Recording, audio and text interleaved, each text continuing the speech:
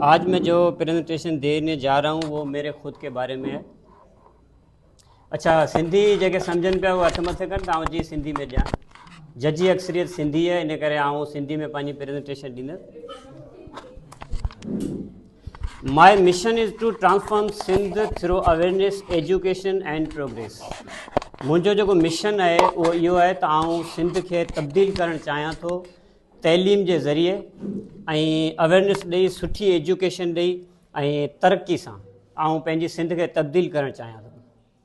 इहो मुंहिंजो मिशन है। My vision is a progressive Sindh where knowledge shapes futures and every person rises with dignity. मुंहिंजो vision इहो है त तब्दील करणु चाहियां थो पंहिंजी सिंध धरती के। नॉलेज जी शेप ॾींदी है तैलीम पंहिंजे फ्यूचर के, ईअं चेंज करणु चाहियां थो। उभरी जेके माण्हू आहिनि उहे चमकी मथे ज़ाहिर थी आहिनि। सिंध जी जेके गयूर अवाम आहिनि, ग़रीब मिसकिन आहिनि, उहे बि तैलीम हासिल करे दुनिया सां मुआदो अटकाइनि। I want to see a Sindh where the oppressed, struggling and underdeveloped nation becomes powerful and competes with the world in technology. Sindh जा जेके माण्हू आहिनि तक़रीबन तव्हां ॾिसंदा बहिराड़ी जे इलाइक़नि में ग़रीब मिसकिन आहिनि, थर पारकर जा माण्हू आहिनि जिन वटि टैलेंट तमामु घणो आहे, पर हू पढ़ी अॻियां वधी इन करे कोन था सघनि। पंहिंजो जेको तैलीम जो सिंध जो निज़ाम आहे उहो तबाह थियो पियो आहे। स्कूलनि जी तव्हां हालति ॾिसो, स्कूलनि जूं छितूं ॿारनि जे मथां पियूं किरनि। तैलीम जो को बि निज़ाम कोन्हे।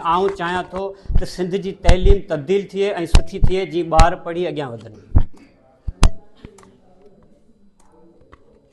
I strive to transform Sindh into a land of progress where every child, even the poorest, and rise and lead.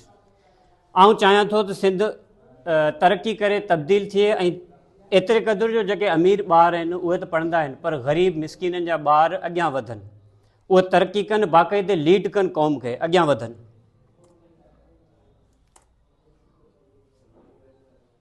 I want Sindh to stand proudly shoulder to shoulder with the world.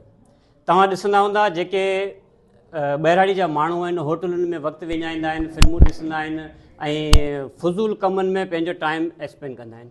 चाहियां थो त दुनिया तरक़ी बि करे। पाण अॼु बि पावा ई पावा आहिनि, गाबा ई गाबा आहिनि पिया पढ़ूं। पंहिंजी सिंधी तैलीम ॾिसो, किताबनि में छा पियो पढ़ायो वञे ऐं दुनिया छा पई पढ़े। दुनिया पढ़े पई AI, दुनिया पढ़े पई साइंसी नई टेक्नोलॉजी।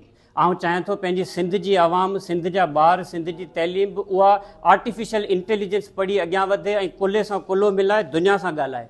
जॾहिं हू अमेरिका में वञी, लंडन में वञी, पेरिस में वञी वॾनि वॾनि साइंसदाननि सां ॻाल्हाईंदी, मुक़ाबिलो कंदी, उन लाइ छा जी ज़रूरत आहे? तैलीम जी ज़रूरत आहे।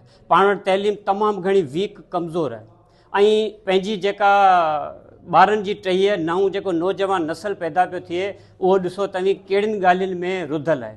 उन्हनि खे अहिड़े दौर में आणणु चाहियां थो त AI सां उहे ॻाल्हियूं कनि ऐं अॻियां वधी तरक़ी कनि। A free Sindh where no one lives in bondage and every heart bows only to Allah. इन मक़सदु मूं इन करे लिखियो आहे पंहिंजी जेका सिंध आहे। चाहियां थो, मुंहिंजो मिशन, मुंहिंजो विजन, मुंहिंजो हिकिड़ो ख़्वाबु आहे त आज़ादु सिंध ॾिसां। उहा आज़ादु सिंध जिथे कंहिंजी बि ग़ुलामी न हुजे, वॾेरनि पीरनि मीरनि जी ग़ुलामी न हुजे, जिथे कंहिं बि भोतार जे अॻियां केरु झुके न ऐं बहादुरी सचाई सां पंहिंजी साफ़ नियती ऐं दिलि सां सिर्फ़ु अलाह जे अॻियां झुके, ॿियो कंहिंजे अॻियां न झुके। उहा सिंध ॾिसणु चाहियां थो जंहिंजो मिशन मूं 2012 खां वठी ख़ुदि आगाज़ करे चुको आहियां। उनजी कोशिशि ॾींहों ॾींहुं जेतिरी मुंहिंजी कुवत आहे, ताक़त आहे, क़ाबिलियत आहे, उन हिसाब सां हूअं ई करियां पियो। पर अॼु हिते तव्हांजे साम्हूं इहा शइ बयानु करणु थो चाहियां त सिंध खे तब्दील करणु थो चाहियां। उहे माण्हू, उहे लीडर पैदा करणु थो चाहियां जेके पूरी दुनिया सां मुक़ाबिलो कनि। ऐं मुंहिंजो जेको पैशन आहे उन में 3 शयूं अचनि थियूं: helping people, singing and discovering new places. इहा मुंहिंजो हिकिड़ो माना पैशन आहे, मुंहिंजा शौक़ु ई आहिनि।